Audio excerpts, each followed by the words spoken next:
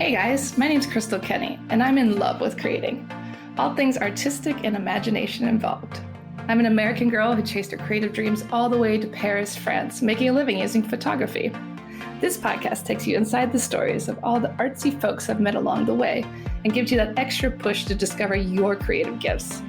The desire to create is deeply inside each and every one of us, and I give you the tools and inspiration to find a new way of living a more creative life. This is La Vie Creative, the podcast.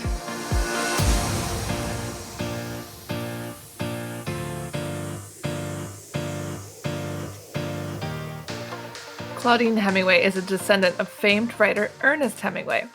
We bumped into each other at a party and decided to team up and dive deep into French history, but with a twist, by bringing a spotlight to those lesser-known creatives in France. This is History with a Hemingway. So welcome back to Paris History, Avec, Hemingway. Today is a very exciting day for us because we are on our 100th episode. I cannot believe over the past 2 years we've already recorded 100 episodes of Paris History, Avec, Hemingway. I mean, we have so much to celebrate. We really appreciate you guys have been listening. We hope you've learned so much and been spreading all this French history with your friends and family and taking our podcast to you with these two museums to share in it while you're there in Paris. Or if you can't come to Paris, you just listen and live vicariously through these crazy stories. But we wanted to celebrate today by talking about some of our favorite women in French history. And Claudine has her favorites and I have my favorites, but I think I'll go first actually, because my top three, well, one, we just talked about this one, Vivian Maier. I was very obsessed with her just because of her work, just because she is this weird person that we don't really know much about, but we also know so much about because she took all those beautiful photos and then just kind of never shared them. They were in an attic somewhere, as you may have learned from the episode. And Claudine really went into depth with her about her photography and the exhibitions you can see of her and the fact that she was a nanny. So I was very fascinated by her as a photographer, and I still am today. I really want to know more about this woman. And I also found it interesting how there was some not so great things about her. What did you think of her, Claudine? I think her photos are some of the best I've ever seen. There was the one of the little girl that she took that I just stood in front of for 5 minutes, and then it just made me cry. And the image will be burned into my memory. But yeah, there was definitely a few things where one child that she nannied said she was horrible and mean, but all the other ones said she was fantastic. But it is interesting that, she did this incredible art. But she, at the time, she was just taking photos. She wasn't doing it thinking this was going to be her thing, but it just was so hidden away. And then, after she died and it was all brought out, I mean, she is probably one of the most searched, female photographers there was in the US. And I think a lot of that has to do with all the mystery around her, who was this woman? Yeah. and these pictures and the way she would hide the camera as well to get those great photos. Yeah. I mean, and I think that is probably a big thing because her life was uncovered in real time, because there was this guy that went and he just was looking for photos for his history thing. He was writing about this area in Chicago and he just wanted period, photos that he could use. And there was this big box of photos and negatives. And so he bought it. And then as he started going through it, because she was a total pack rat and saved everything, and he started loading these images online and then people were obsessed with them. And then he found the other people that bought the rest of her stuff. And then, ended up later finding, he found this 2 years before she died. Wow. And there was nothing about her online. He would search her name, search for all this stuff, and she literally didn't exist. So he kept searching. And then 2 years later, she died. And then he found her obituary. And then that's how he found these children that she once nannied that helped basically take care of her the rest of her life. And that's so, it was in real time that people were, basically, uncovering this mystery of who she was, which I think probably grabbed people even more. Yeah, I think everyone loves a good mystery. I mean, it's like the same with the Mona Lisa. Like everyone's like, why is she so famous? Well, like I think basically because she was like stolen, Yeah. right? Yep. Exactly. It's like because she was stolen. But I mean, it's been so long now that people don't even connect that anymore. They're just like, I know I have to see the Mona Lisa. I don't know Yeah. why. Yeah, exactly. And then they don't really even look at it. They just go Yeah. and take a selfie and it's like, I mean, I always used to be like, ugh, because she always just brings, this you can't enjoy anything in that room. And the room that she's in, it was one of the most beautiful rooms, of art in the Louvre. But you don't get to actually appreciate it. Yeah, yeah. I think that people just like even just go to the Louvre for her Yes. and yeah. And you Yeah. need to know the history and the one Vivian definitely is fascinating character. I mean, we've talked about so many fascinating characters over the past 2 years, but definitely she is top of my list of Yeah, very she's strange pretty woman. cool. And there's always an exhibit of hers going on. There was the one that was just in Paris that ended a few months ago. There's a smaller one that's also going on, and I think south of Paris, and it's very small. But if you go to my website, you could find on for this episode, I will in the notes, I will link each one of these people that we talk about, so you're not scrolling through for 4 days trying to find it. But you could find on her website the guy that bought all her photos. It was a whole story of, he ended up having to go to court and stuff. But you basically, a lot of it's his collection that he is taking care of hers that keeps moving around. Yeah. And so there's always an exhibit someplace in the world. And my next pick would have to be Zelda Fitzgerald. She is one of my favorite people in history in general. And the time that she spent with the Hemingways and her husband in Paris, it's just such a fascinating period. I love that she was also a writer. I mean, she has such a tragic story. She suffered a lot with mental health and drinking and God knows what else, but just like her character, I feel like she was such a strong character. She was amazing, and she's one of those ones that, and I think she might have been. I mean, we did hers quite a long time ago.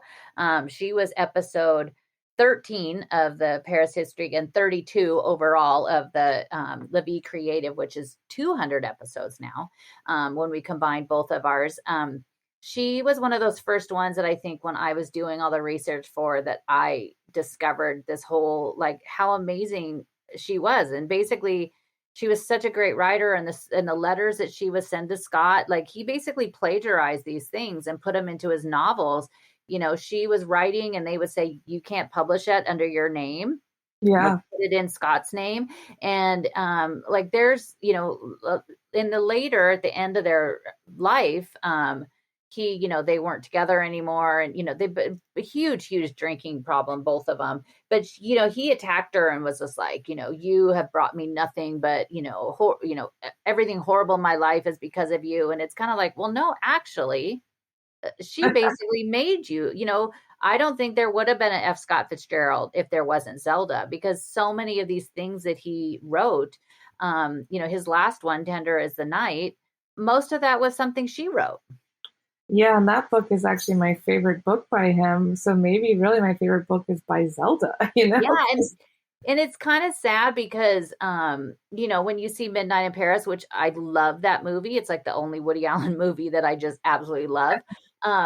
Because of course Paris, and it has all these historical figures, but just like any other time she's mentioned, she's always the, unstable drunk. Yeah. And that was, I think when we did that episode, we really got to discover how amazing of a woman she was, and that just doesn't really get the fair shake in history. Yeah, definitely. I think that a lot more can be said about her than just being like a party girl. And I think she was really insightful and like a deep thinker. And once again, like many of the women on our show, she did not get the credit she deserved. She did not get like enough information about her. So like that's why we really like to highlight these people so that people can maybe take a closer look. I'm like the queen of reading a book or watching a movie and then going into like the dark net to read every piece of information about somebody if I get really interested in them.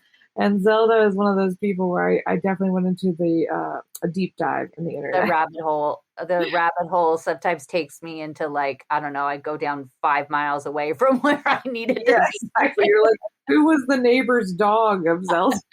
And then I'm like, oh my God, we need to do an episode about this dog. It's Yeah. amazing. You just get really enthusiastic about these people, and they're just so fascinating in their lives, and especially the connection with the Hemingways and like how they all hung out and the crazy Yeah. stuff they would do in Paris. Like everyone dreams of living in Paris during that time period. Yeah.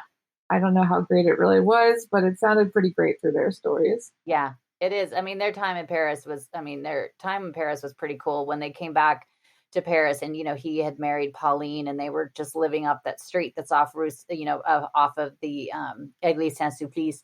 And Zelda and Scott were living literally like around the corner. Like it's basically like 2 blocks away. And Hemingway was just like, don't tell Scott where I am, because they were just always such partiers. And Zelda did not like him from the start. She and Ernest did not gel. But it was so funny because it's this beautiful building. And I'll post a picture, and maybe I'll even do a live or something. I'll post it. I should do like a walk around live after this episode.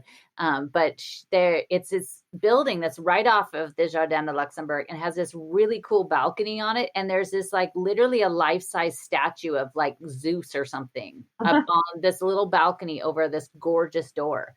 And that's where Zelda and Scott lived. When they were in Paris, they were there for short periods, like a few months at a time, and then they'd go to the south or they'd go do something else.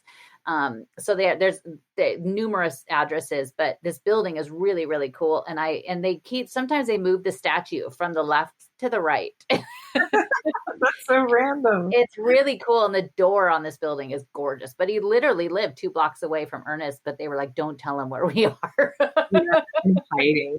I mean, with the amount of alcohol being passed around, they needed to hide from each other. Oh yeah. I mean, crazy.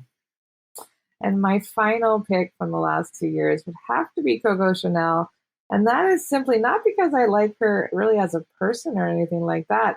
It's the fact that we kind of exposed maybe the darker side of her life. And everyone is so obsessed with Coco Chanel. And she's such an icon, even in France today, around the world. They worship her. But I think there has to be something said for how she acted during the war and how she was involved with Jewish people and the Nazis, and there's a lot to be said there. I know Claudine feels very strongly about that. In fact, which we before the episode started, because I was like, okay, which ones are your? And I knew Zelda and Vivian were your 2 favorites, and then you said Coco. We started. I was like, that's because of the episode, not because of the person, right? Yeah, because I know how you feel about her. I would probably be like, we have to end this show today. If you said, and since we did that episode, which we did well over a year ago, it makes me more and more infuriated because people just idolize her and the things that she did. And, we didn't, expose things that aren't out there. Like, this information is out there. The French government released hundreds and hundreds of documents about her time and what she did during the war, about 10 years ago. But, I've had conversations in the last year after that episode where people will be like, oh, well, women had to make hard choices during there. And it's like, no. Yeah. Children were starving and they had nothing and they were like hiding in the attic. They made hard choices for their family. One of the richest women in the entire world during World War II did not have to make hard decisions. She was aligned with anti-Semites way before the war. She had a hatred to her employees because they went on strike before the war. And so then when the war started, she just shut the door while the other designers, like the amazing Jean Levin that we talked about, she kept her studios open the entire war to keep track of her, help her people. And then Coco Chanel goes and turns in her Jewish employees to the Nazis, who basically took them and I'm sure died. Yeah. So, and that's just the start of what she did. So it is interesting though, because when I see this, and I sometimes tell Crystal that she's like, stop responding to people. I will see, where I follow a lot of things on Facebook. I mean, more things that are in French than I do anything in the US. But when it's a French, like, cultural thing, and they post a story about Coco Chanel, the people that respond on it are like, she was a Nazi, she was horrible. Why are you promoting that she's great? And when it's in English, it's always like, she's so chic, she's so amazing. And if somebody does go on there like me who says, no, she was this horrible human being, she's one of the worst. People Yeah. are like, oh, but she still did beautiful clothes. It's like, and it brings up a bigger conversation of where do you separate the artist from the person, Yeah. And which comes also, up. like, do you separate them? Yeah, I mean, some of them, it's like, some of them, like, do you, but that is a huge, huge, huge thing. And it wasn't just she made a decision during the war. She had these feelings for long before the war. And it really kind of makes me infuriated of how she's just still worshipped and people just throw it aside. But the good thing is that the company she tried to screw over that she sold her perfume to is now the Jewish company is the same company that now owns it. Yeah. Which actually bothers me in some ways because they are the number one, of course, because it's their name, they are the number one that just squashes anything. I mean, I've commented on their posts of Chanel and they've deleted them. I'm sure they have like a team of interns that looks for stuff like that. And they're Yeah, like, I mean, they do everything they can to squash this and try to paint that this, which I understand, I get that it's a business, but it's kind of, I mean, when I do tell people, I gave somebody a tour, and I was like, oh God. And I was like, they wanted a tour about Chanel and I gave them a tour. And at the end of it, I said, I go, but she was quite problematic and here's why. And they were like, oh my God, I never knew that. yeah, I think it's really something many Americans don't know. And like you said, the French are more aware. Yeah. But I think it's important that people should know these things, not just because, like, okay, don't buy Chanel or whatever. Yeah. It's just like you need to know just because it's important, and she shouldn't be maybe so idolized after what she did. No, I mean, the French hated her for decades. Like it was more, she basically because she put up, a sign that said free Chanel number 5 and the Allied troops that were there were like, oh, and then they kind of protected her when like the French were like, no, we hate her. And the Yeah. Allied troops were kind of like, no, she's great. And so then they brought this perfume back to the US and then everybody started loving her. She didn't show a collection. I think it was like 20 years. And then when she first did, like the French were just like, nope, we don't want it. But luckily, the US and other places kind of embraced it. But now, I mean, a lot of French people, they know this story and they don't love it. And, I thought Karl Lagerfeld was amazing. I thought he was an amazing designer. And so I used to at first be able to separate the two, but now I just can't. I can't even see the name. Yeah, you're like, no. Yes, those are my top 3. What about you, Claudine? Which ones did you like the most? Well, I would say my number 1 was actually the one that we did, and I had it come out the week after we did the one on Coco to help show of what an amazing woman did during World War II. And that was about the greatest woman in French history, Rose Valland. Who was, I could talk about her for days. The woman that basically was in the Jeu de Paume that was incredibly, incredibly intelligent and had this photographic memory. And then she could also remember every single thing that she heard, and would go home every single night and write down all of the information about these paintings that the Germans, and mainly Goering, was taking from these Jewish galleries and Jewish homes. She would put these books together with the name of the painting and who painted it and where it was stolen from and the date and where it was going and the number on the crate. All of this stuff she would remember, and she'd go home and fill out these books, insane. like 7. Yeah. I know, 17 categories for each thing of information. And because of what she did, because she was just this mousy little woman that they had no idea she spoke German, and she was very quiet, and she could hear and understand everything, single thing they said. Because of her, some 60,000 pieces of art were restituted back to their original families. I mean, it's just amazing what she did. And still today, I feel like a lot of people don't know her name. No, they don't. And she is probably the number 1, like my dying wish will be that everybody knows who Rose Valland is, because she is what she did, they would have killed her. She worked the rest of her life doing this. After the war, she was sent to Germany and she was made a lieutenant in the army. She worked with the Monuments Men. So they made that movie, with George Clooney. And Kate Blanchett's character is loosely based on her. I have a little problem with the fact that they just basically had her there chasing after Matt Damon, which kind of really plays down who she really was or what she did. But it got the story out there and people know a little bit about it. But she worked her whole life to basically do this. And that now it's like there's the Rose Valland database that has a collection of all of the paintings. 1,700 of these paintings are in the Louvre. Wow. I have started to do a tour where I will, it's about Rose Valland, and then I take you into the Louvre and show you a lot of those paintings. And it's probably, of course, my favorite because I just love her. And there needs to be a statue of her, a very large statue. Make that happen. She is my favorite. The other one that I love that still breaks our heart every time is Camille Claudel. I loved that episode.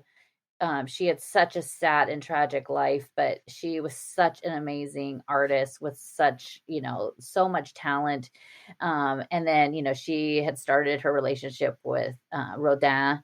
And, it was just the end of her life that basically her brother, Paul Claudel, had her thrown into a, basically mental institute the day after her father died, who was the only one that really supported her. And basically she stayed 30 years of her life there when doctors and others said she didn't need to be there. And then when she died, her brother just was like, we're not doing anything for her. And they just kind of threw her in a mass grave. She's such an amazing artist. You can see some of her art at the Musée Rodin, and of course in the Orsay. There is a museum dedicated to her outside of Paris, and so we definitely need to. That's one of those places we need to get out and go check out. But her story, it still breaks my heart every time, and that was. There's just so much. Another one that's just like most of these women. There's just so much more to them than most people know. Yeah, exactly. And then my last favorite is probably Johanna van Gogh, who was the wife of Vincent's brother, Theo. And when Theo died, shortly after Vincent died, he had about 200 paintings of Vincent's in her apartment. And they had a young son that they named Vincent. And people told her, what are you doing with these paintings? They're not worth anything. Just get rid of them. Mm-hmm. And because he only sold one painting while he was alive, and Theo's job was to basically, he, loved his brother and he was doing everything. They used to write letters to each other almost every day. And Theo had saved all of the letters from Vincent, but we don't have any the other way. Vincent, he didn't save them or they were destroyed or something happened. But in these letters, Vincent would work on paintings. So there's sketches of the Yellow Room, the very famous painting he did of the bed and everything. And they talk, in there basically uncovers his entire life. So after he died, if it wasn't for her, we never would know who Vincent van Gogh was. She protected his collection. She did what, her husband had said, if you sell these, do it this way. Sell them, don't sell them all in big groups. And then she translated and wrote these transcripts of his letters that she slowly let out, slowly published. And it basically, everybody started to fall in love with this artist that is Vincent van Gogh. And he's probably one of the most beloved artists in the world. Every time I ask somebody, especially that's in the art world or works at museums and stuff, I ask them who their favorite artist is. They almost always say Van Gogh. And she keeps his memory. I mean, we wouldn't know anything. Yeah, she did. I mean, that was in that original collection. She sold off a lot of it, of course, but the original collection is the basis of the Van Gogh Museum that's in Amsterdam. Her son, Vincent, he grew up and he basically was involved in helping build that museum. I still have not been up there to see that, and I'm dying to go check it out. But her, there was a thing, it kind of made it, when we did this episode quite a while ago, and she, there was something, I don't know why, but I think it was like the New York Times or somebody wrote an article about it like 8 months ago, maybe. So it was really cool. And then people were like, did you see this? Did you see this? And it was really cool to see more people learn the story. Yeah. Because it really, if she didn't do what she did, we never would know who he is. And most likely all of those paintings would have been destroyed. Yeah, because he didn't sell anything. No one cared about him. She was the best like marketing person ever. Yeah, she was amazing. But we've also talked about we've talked about artists, including our very first one that we did about Suzanne Valadon. We did, of course, Vigée Lebrun, who was the artist to Marie Antoinette. Rosa Bonheur was another cool one. She just celebrated what would have been her 200th birthday. So many authors, including Zelda and Colette and Sylvia Beach. Another one that it was definitely one of both of our favorites, Martha Gellhorn. Yeah. We love her, the third wife of Hemingway. Of course, we've done a few of them about Hemingway, including Hadley. And then we also did one about the Hemingway years in Paris. But there's quite a few that we've done, a few that you could take, we just recently did one about the Museum of Charles X that's within the Louvre. But we've done a few other ones that you could almost take around as a walking guide, like the Ladies of Luxembourg, the 20 statues of the illustrious women, including Queen Berthe, who we loved because she was the one that was kidnapped and hidden in the forest and then was discovered her imposter because she didn't have a clubbed foot. I know, that's the best. That's the most romantic story we've ever talked about. And then he found this beautiful woman in the forest, and that was that. But we also, I know that you also love Dalida. Yes, I do love Dali. French Cher. French Cher. She lives down the street from me. Well, she did, and now her house is for sale. I know. And it's like, but it's not even the whole, it's like one apartment in the house for like $2 million. Yeah, over $2 million. It is 2 floors. I mean, it's a duplex. You have an amazing view of Paris, but still, for $2 million, I think I want a little bit more than a duplex. I think so. And then I don't know about like when we were talking about, I don't know if I'd want to live in the place where she died. Yeah, where she killed herself, even worse. She killed herself. She overdosed. Yeah. Yeah, I don't want to be in that house. No. But, and then, of course, all of our courtesans, like Valtesse de Laban, who I love. And there's more courtesans to come because I keep finding these fantastic women. And we love them because they, again, just kind of skipped the conventional life that they were supposed to do and thought, no, I'm going to do what I want to do. Exactly. We want to celebrate women doing whatever the heck they want to do when Exactly. they weren't even supposed to be doing it. Yeah. And then, of course, the ladies of Champagne and Veuve Clicquot, of course, we can't ever forget them for, their hand in our most favorite beverage of all time. I just love that they were widows. The widows, man, ruling the world. So many widows. And it's only because that's the only way they'd be able to head a company is because they were a widow. If they were married, they would be like, nope, you can't do this.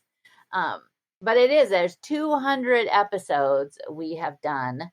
And all of them, like every one of these women that we've talked about and the other stories we've shared, I kind of get a little attached to each one of them. I think the more we find out about each one of them, and I just love that we could share these stories with everybody. Me too. They're all our distant aunties, Auntie Claudel. Yes. Yeah, they're pretty cool. I mean, and there's we could just go on and on about our favorites. But we have so many more to come. And if there is one that was your favorite, let us know. Yeah, please let us know. And thank you so much for listening. We love having you all as listeners. We love hearing from you. And if you want to support the show, me and Claudine both have Patreon pages. If you look in the show notes of this episode, you can find our Patreon where you get even more perks, but even more so, just keep listening. We love talking to you guys, and we hope you are inspired as much as we are by all these wonderful people. And do not forget to tune in next week to another episode, 201 now. And definitely keep up with Claudine on ClaudineHemingway.com. Thank you for listening to Paris History Avec a Hemingway. If you want to find out some more, you could always find me on my Instagram page, Claudine Bleu Blanc Rouge, and that's Bleu, as in the French way to spell it. And each day I post a daily history lesson about a person or a place or something in Paris, or it's lots of fun facts. And then also at ClaudineHemingway.com, where you can also sign up for my newsletter there.